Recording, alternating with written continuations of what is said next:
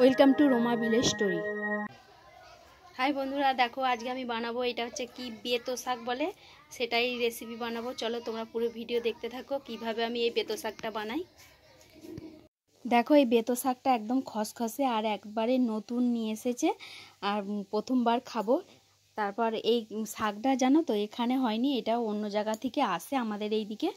আর চলো শাকটা আমি কেটে নিয়েছি, দেখো ছোট ছোট করে কুচিয়ে নিয়েছি। আর শাকের সঙ্গে কি দেবো সেটাও কেটে নিয়েছি। সিম, বেগুন, আলু আর ওলকপি এগুলো ছোট করে কেটে কুচি নিয়েছি। তারপর রান্না বসিয়ে দিয়েছি। আমি রান্নার জন্য একটু বড়ি নিয়ে নিয়েছি শাকটা দেবো বলে।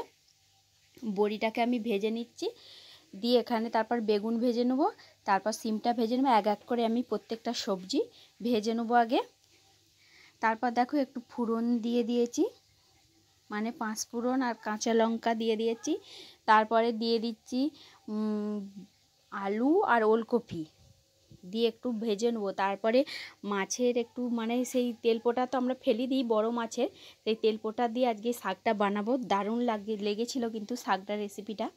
সেই তেলপোটাটা ভেজে দিয়ে সব সবজিগুলো ওর মধ্যে আমি তুলে দিচ্ছি, ভেজে রাখা সবজিগুলো দিয়ে ভালো করে নাড়াচাড়া করে শাকটা ওর মধ্যে তুলে দেবো এবার।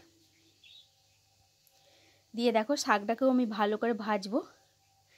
খেতে কিন্তু খুবই সুন্দর লেগেছিল। কে কে বেতো শাক খাও তো কমেন্টে জানাবে।